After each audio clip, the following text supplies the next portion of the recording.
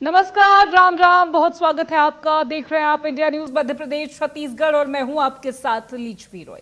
देखिए, चंबल में खनन पर सुप्रीम कोर्ट बेहद सख्त है। राज्य सरकार और एनएचएआई को दिए हैं सख्त संकेत। मामले में सुप्रीम कोर्ट में सुनवाई पूरी हुई, फैसला सुरक्षित है। 26 मई को सुप्रीम कोर्ट सुनाएगा विस्तृत फैसला। सरकार से सुप्रीम कोर्ट ने कहा कि केवल ट्रक ड्राइवर और हेल्पर पकड़ने से कुछ नहीं होगा, खनन के पीछे की बड़ी मछली पकड़ना जरूरी है। मुरैना बॉर्डर पर हाईवे के करीब खनन पर एनएचएआई से भी सवाल पूछा गया।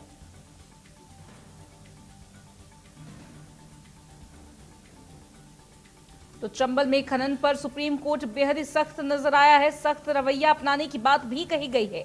मामले में सुप्रीम कोर्ट ने सुनवाई करी और फैसला जो है सुरक्षित रखा, जो कि 26 मई को विस्तृत फैसला सुना को लेकर ये जानकारी आपको दे रहे हैं इस वक्त।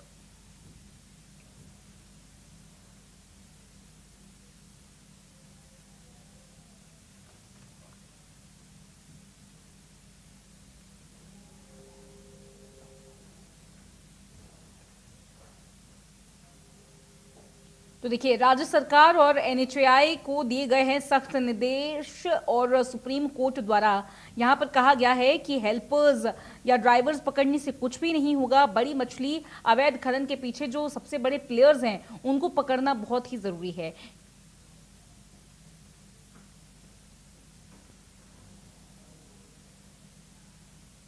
हमारे साथ जुड़ रहे हैं हमारे सहयोगी संभव शर्मा दिल्ली से, उनसे भी बात कर लेते हैं। संभव, देखिए, अवैध रेत खनन पर सुप्रीम कोर्ट काफी सख्त नजर आ रहा है और जो फैसला है वो 26 मई को सुनाया जाएगा। लीगल अपडेट पूरे मामले को लेकर क्या है, क्योंकि सुप्रीम कोर्ट ने साफ कह दिया कि बड़े प्लेयर्स पकड़ना जरूरी है। कैसे देख रहे हैं आप?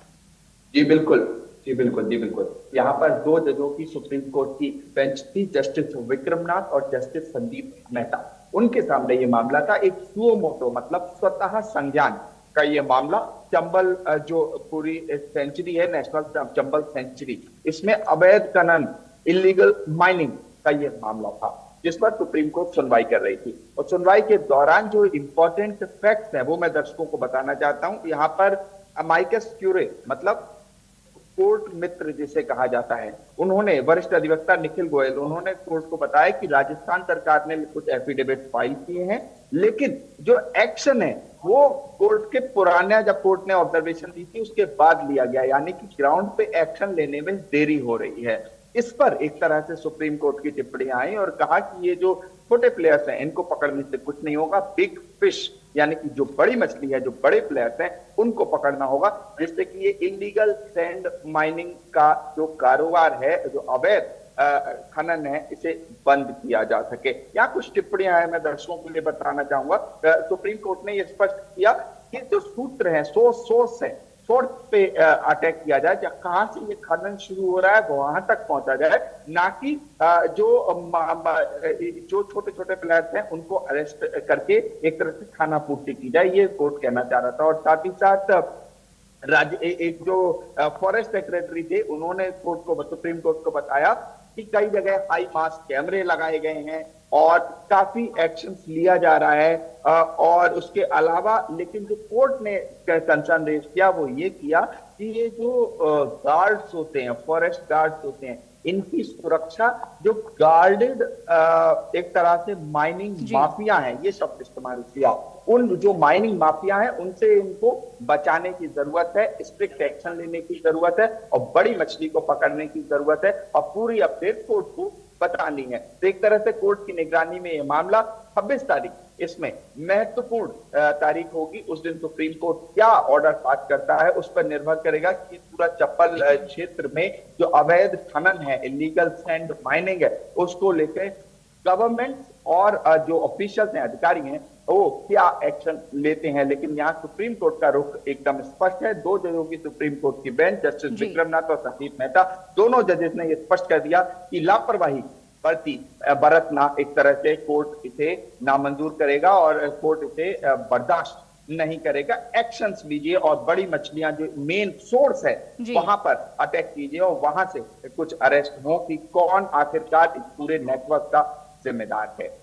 तो संभव जिस तरीके से सुप्रीम कोर्ट का ये स्टेटमेंट सामने आया है, क्या ये कहा जा सकता है कि कोर्ट मान चुकी है, अदालत ये मान चुकी है कि कहीं ना कहीं ये सिर्फ और सिर्फ एक लोकल क्राइम नहीं बचा, ये एक संगठित माफिया नेटवर्क बन गया है जिसके ऊपर एक्शन की जरूरत है, ये कहा जा सकता है?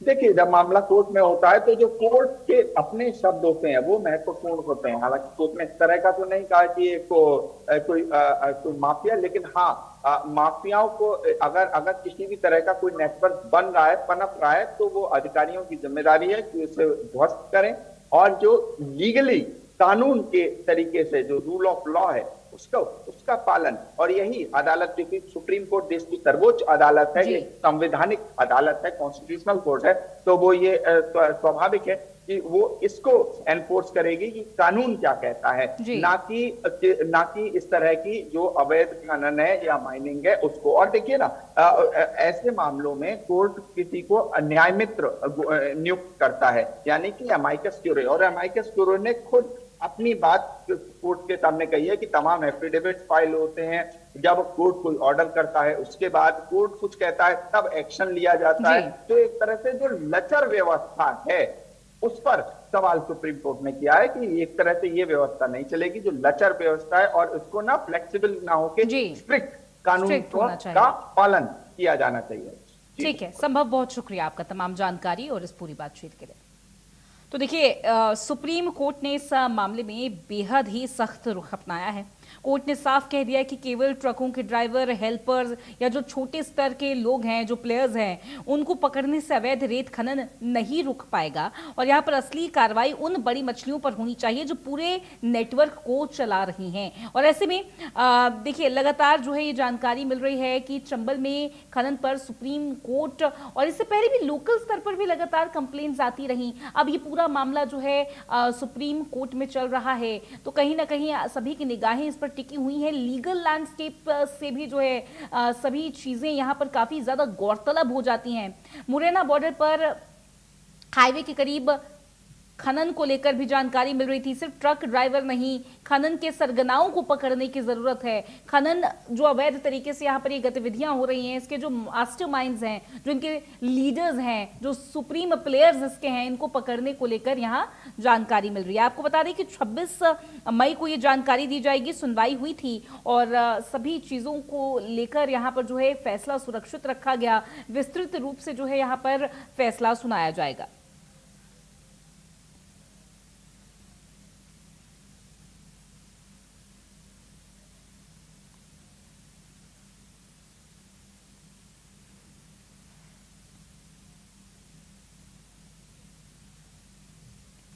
और जुड़ रहे हैं हमारे साथ हमारे एक और सहयोगी संतोष सिंह ग्वालियर से, उनसे बात कर लेते हैं। संतोष, देखिए, अवैध रेत खनन पर सुप्रीम कोर्ट सख्त हो गया है और हमारे साथ संभव जुड़े थे यहाँ पर दिल्ली से हमारे ऑन ग्राउंड रिपोर्टर, और उन्होंने पूरी जानकारी लीगल लैंडस्केप को लेकर दी है। रियलिटी चेक अगर देखा जाए ऑन ग्राउंड क्या कुछ चल रहा है, क्योंकि ये मामला केस जो है पूरा सुप्रीम कोर्ट में चल रहा है, काफी सख्त रुख अपनाया जा रहा है। रियलिटी चेक क्या है, प्रैक्टिकली आप क्या देख पाते हैं ऑन ग्राउंड?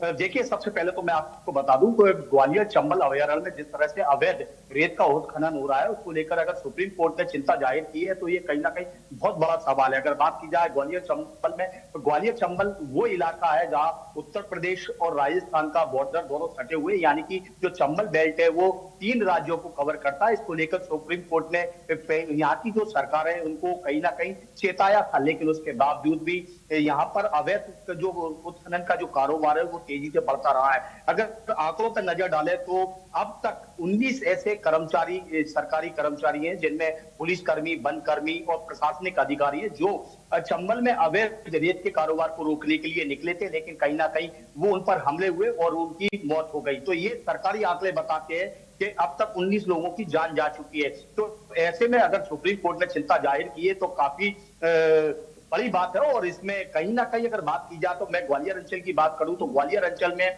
जो रेत का अवैध कारोबार है, यहाँ रेत का ही अवैध कारोबार नहीं है, इसके अलावा जो व्हाइट स्टोन होता है और ब्लैक स्टोन होता है, इसका भी अवैध कारोबार यहाँ पर जोरों पे। और कहीं ना कहीं इन लोगों जो भूमाफिया हैं और जो रेत के भूमाफिया हैं और ये लगातार जिस तरह से खनन कर रहे हैं, धरती का जो सीना उसको छलनी कर रहे हैं, इनको कहीं ना कहीं राजनीतिक संरक्षण मिला हुआ है। इसके चलते इनके हौसले बुलंद है कि जब भी इन पर कार्रवाई करने की बात की जाती है तो एक तरह का ये आंदोलन खड़ा कर देती है कि उनकी यहाँ के जो लोग हैं उनकी रोजी रोटी इसी से चलती है। एक मंत्री जी ने तो बड़ा अजीब जवाब दिया था, मध्य प्रदेश शासन के मंत्री है, लेकिन आप देख सकते हैं जिस तरह से अब सुप्रीम कोर्ट ने सख्त निर्णय लिया है या सख्त संकेत दिए, तो उससे समझा जा सकता है कि किस तरह से अवैध का जो कारोबार है रेत का वो चंबल में चल रहा था। जी तो संतोष, जिस तरीके से भी, क्योंकि मामला सुप्रीम कोर्ट यहाँ पर सख्त तो है ही, तो अगर क्रोनोलॉजी की बात की जाए, जब ये केस वहां तक पहुंचा, जिस तरीके से अभी तक इन्वेस्टिगेशन हुई है, जो जो दलीलें पेश की गई, जो जो तर्क दिए गए हैं, अगर उसकी क्रोनोलॉजी आप समझा पाएंगे तो जनता को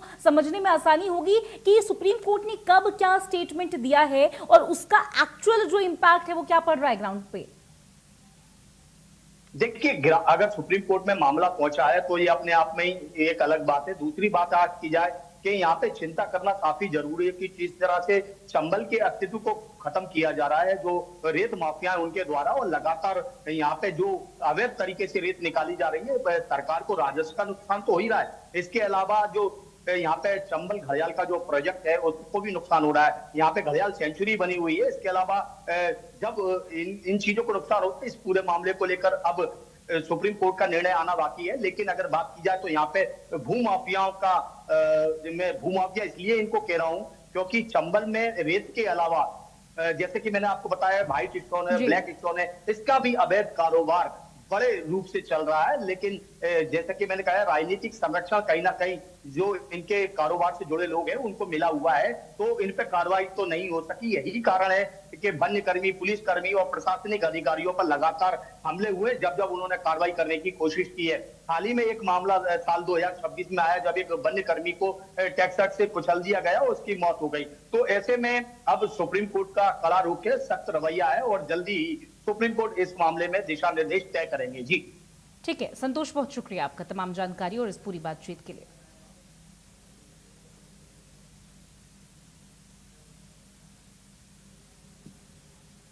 तो देखिए, लगातार हमारे ऑन ग्राउंड रिपोर्टर्स हमारे साथ जुड़ रहे हैं और लगातार यहाँ पर जानकारियां दी जा रही है कि किस तरीके से अवैध खनन पर रोक लगाने की कोशिश लोकल लेवल पर भी यहाँ पर की गई। पुलिस की टीमें, प्रशासन की टीमें लगातार जो है नजर बनाए हुए थी। बावजूद इसके आपको कहा जाए कि सिर्फ और सिर्फ ये लोकल लेवल की गतिविधि नहीं बची है, यानी कि एक कहा ऐसा जा सकता है कि एक बहुत बड़ा जो है गैंग, एक बहुत बड़ी जो है ग्रुप की तरीके से इसको संचालित किया जाता है।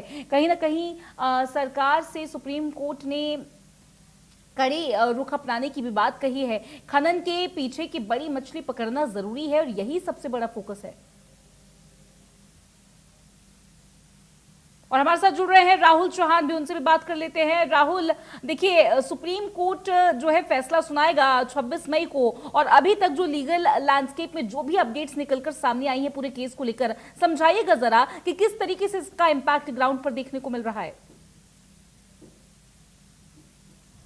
कोर्ट ने जिस प्रकार से सख्त टिप्पणी की हो और एक निर्देश भी दिया है कि जो बड़ी मछलियां हैं रेत के उत्खनन में, चंबल में जो खनन चल रहा है अवैध, उसको जो ड्राइवर है उनको पकड़ने से काम नहीं चलेगा, जो बड़ी मछलियां हैं उनको पकड़ना पड़ेगा। मैं आपको बता दूं कि कुछ समय पहले भी जो भिंड दतिया की जो सांसद है संध्या राय, उनके द्वारा भी देश की सबसे बड़ी पंचायत कहूं लोकसभा में इस बात का प्रश्न उठाया गया था कि कैसे उनके जो संसदीय क्षेत्र है भिंड और दतिया में सिंध नदी में अवैध जो उत्खनन है रेत का वो लगातार किया जा रहा है। और सरकार के ऊपर भी उन्होंने, अपनी प्रदेश सरकार के ऊपर भी घुमा फिराकर एक सवालिया निशान भी लगाया था। हालांकि उन्होंने स्पष्ट रूप में ये सवाल तो नहीं कर पाई थी, वो सरकार के खिलाफ नहीं जा पाई थी कि सरकार के साठगांठ से या सरकार की लापरवाही या अधिकारियों के लचीलेपन के कारण इस क्षेत्र में पूरे में जो है अवैध उत्खनन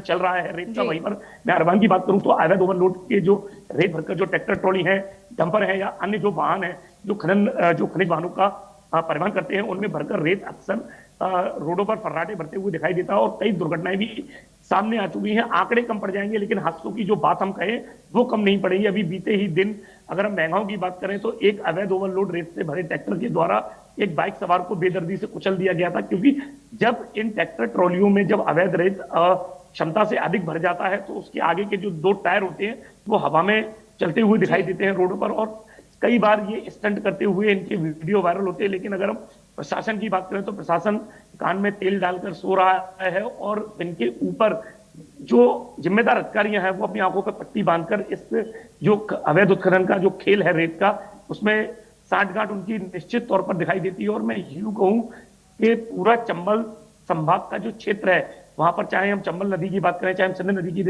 की बात करें, इनमें लगातार इनके नदियों के सीना छलनी करके इनमें से रेत निकाला जा रहा है और अवैध जो रेत का उत्खनन और परिवहन है वो जोरों पर है। राहुल, लेकिन बड़े प्लेयर्स को अभी तक पकड़ा क्यों नहीं जा सका है? क्या चूक इन्वेस्टिगेशन में देखने को मिल रही है? क्या लापरवाही ऐसी, कौन सी ऐसी कड़ी है जो छूट रही है इन्वेस्टिगेशन में कि बड़े प्लेयर्स कभी पकड़े नहीं जाते?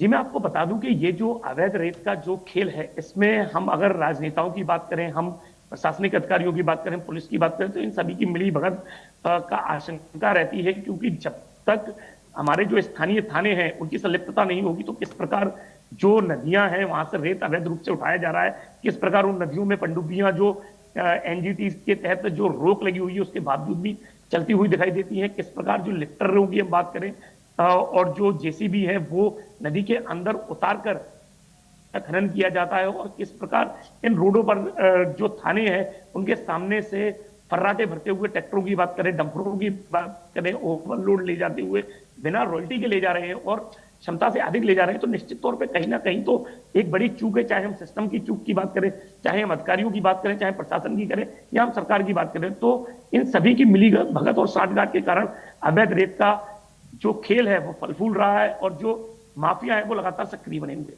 तो कुछ विभागों को तलब भी किया गया है, लगातार रिएक्शंस जो है कोर्ट की तरफ से निकलकर सामने आए हैं।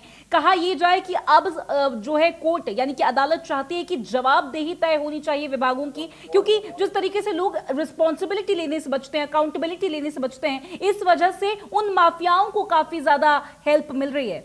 कहा जाए कि लोकल क्राइम नहीं बचा, ये काफी बड़े स्तर पर चलने लगा है अब।